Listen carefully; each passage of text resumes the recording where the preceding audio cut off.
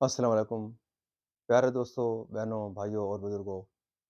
میں حافظ عبد النواز ایڈوکیٹ آپ کو اپنے اسلامی چینل کے اندر خوش آمدید کہتا ہوں، اور ہر روز کی طرح آج بھی ہم انشاءاللہ چوتھا پارہ سورہ آل عمران آیات نمبر 157 تا 164 کی 164 تک کی تلاوت، ترجمہ اور تفسیر پڑھنے کا شرف حاصل کریں گے۔ تلاوت شروع کرنے سے پہلے ہم درود شریف پڑھتے ہیں، آپ بھی میرے ساتھ پڑھیں۔ اللہم صلی علی محمد وعلی آل محمد کما صلیت علی ابراہیم وعلی آل ابراہیم انک حمید مجید۔ اللہم بارک علی محمد وعلی آل محمد کما بارکت علی ابراہیم وعلی آل ابراہیم انک حمید مجید۔ اما بعد فاعوذ باللہ من الشیطان الرجیم، بسم اللہ الرحمن الرحیم۔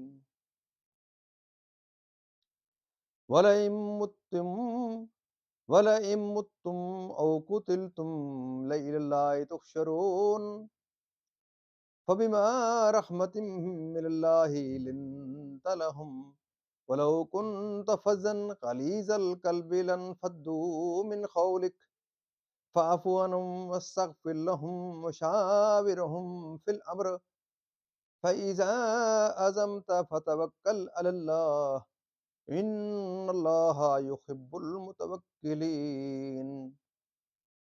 ان ینصرکم اللہ فلا غالب لکم وان یخذلکم فمن ذا الذی ینصرکم من بعدہ وعلی اللہ فلیتوکل المؤمنون۔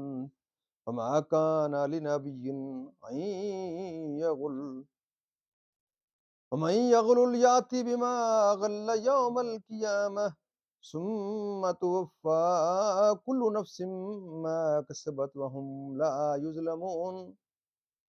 أفمن اتبع رضوان الله كمن باء بسخط من الله ومأواه جهنم وبئس المصير۔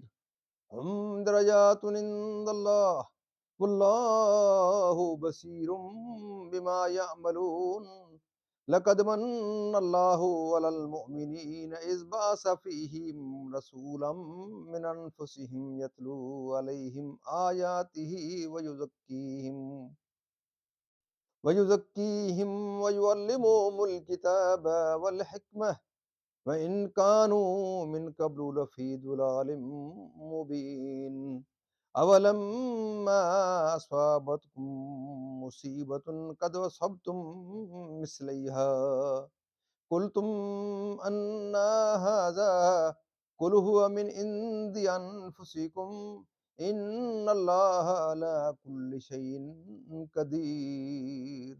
صدق اللہ العظیم۔ ترجمہ۔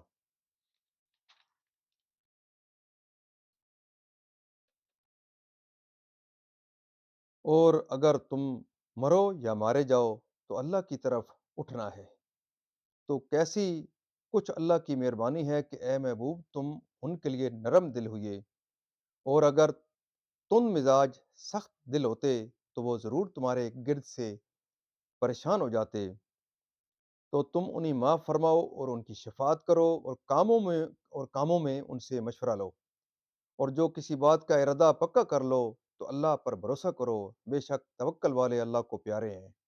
اگر اللہ تمہاری مدد کرے تو کوئی تم پر غالب نہیں آ سکتا، اور اگر وہ تمہیں چھوڑ دے تو ایسا کون ہے جو پھر تمہاری مدد کرے، اور مسلمانوں کو اللہ ہی پر بھروسہ چاہیے۔ اور کسی نبی پر یہ گمان نہیں ہو سکتا کہ وہ کچھ چھپا رکھے، اور جو چھپا رکھے وہ قیامت کے دن اپنی چھپائی چیز لے کر آئے گا، پھر ہر جان کو ان کی کمائی بھرپور دی جائے گی، اور ان پر ظلم نہ ہوگا۔ تو کیا جو اللہ کی مرضی پر چلا وہ اس جیسا ہوگا جس نے اللہ کا غضب اوڑا اور اس کا ٹھکانہ جہنم ہے؟ اور کیا بری جگہ پلٹنے کی، وہ اللہ کے یہاں درجہ درجہ ہے، اور اور اللہ ان کے کام دیکھتا ہے۔ بے شک اللہ کا بڑا احسان ہوا مسلمانوں پر کہ انہی میں سے ایک رسول بھیجا جو ان پر اس کی آیتیں پڑھتا ہے اور انہیں پاک کرتا ہے، اور انہیں کتاب و حکمت سکھاتا ہے، اور وہ ضرور اس سے پہلے کھلی گمراہی میں تھے کھلی گمراہی میں تھے۔ کیا جب تمہیں کوئی مصیبت پہنچے کہ اس سے دونی تم پہنچا چکے ہو تو کہنے لگو کہ یہ کہاں سے آئی؟ تم فرما دو کہ وہ تمہاری ہی طرف سے آئی، بے شک اللہ سب کچھ کر سکتا ہے۔ یہاں اس کی ترجمہ اس کا اختتام پذیر ہوتا ہے، اب اس کی تفسیر پڑھتے ہیں۔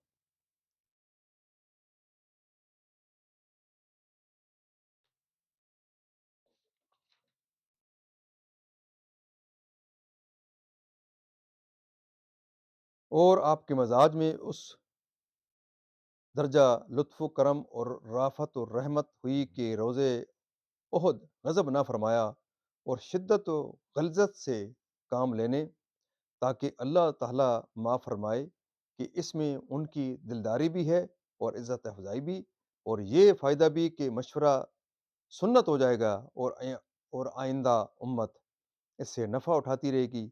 مشورہ کے معنی ہے کہ کسی امر میں رائے دریافت کرنا، مسئلہ اس سے اجتہاد کا جواز اور قیاس کا حجت ہونا ثابت ہوا۔ توکل کے معنی ہے اللہ تبارک و تعالیٰ پر اعتماد کرنا اور کاموں کو اس کے سپرد کر دینا۔ مقصود یہ ہے کہ مقصود یہ ہے کہ بندے کا اعتماد تمام کاموں میں اللہ پر ہونا چاہیے۔ مسئلہ اس سے معلوم ہوا کہ مشورہ توکل کے خلاف نہیں، اور مدد الہی وہی پاتا ہے جو اپنی قوت و طاقت پر بھروسہ نہیں کرتا، اللہ تعالیٰ کی قدرت و رحمت کا امیدوار رہتا ہے،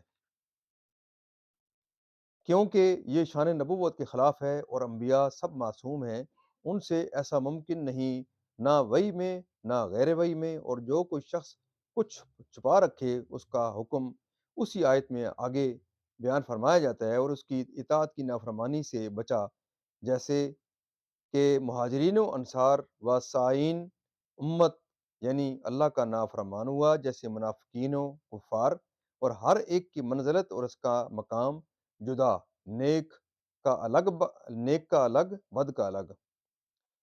منت نعمت عظیمہ کو کہتے ہیں منت نعمت عظیمہ کو کہتے ہیں، اور بے شک سید عالم صلی اللہ علیہ وسلم کی وراثت نعمت عظیمہ ہے، کیونکہ خلق کی پیدائش جہل و عدم درائیت و قلت فہم و نقصان عقل پر ہے، تو اللہ تعالیٰ نے رسول کریم صلی اللہ علیہ وسلم کو ان میں مبعوث فرما کر انہیں گمراہی سے رہائی دی، اور حضور کی بدولت انہیں بنائی عطا فرما کر جہل سے نکالا، اور آپ کے صدقے میں رائے راست کی ہدایت فرمائی، اور آپ کے طفیل میں بے شمار نعمتیں عطا کی، یعنی کہ ان کے حال پر شفقت و کرم کرنے والا، اور ان کے لیے باعث فخر و شرف، جس کے حوالے زہد و درا، راست بازی و دیانت داری، خصائل جمیلہ، و اخلاق حمیدہ سے وہ واقف ہیں۔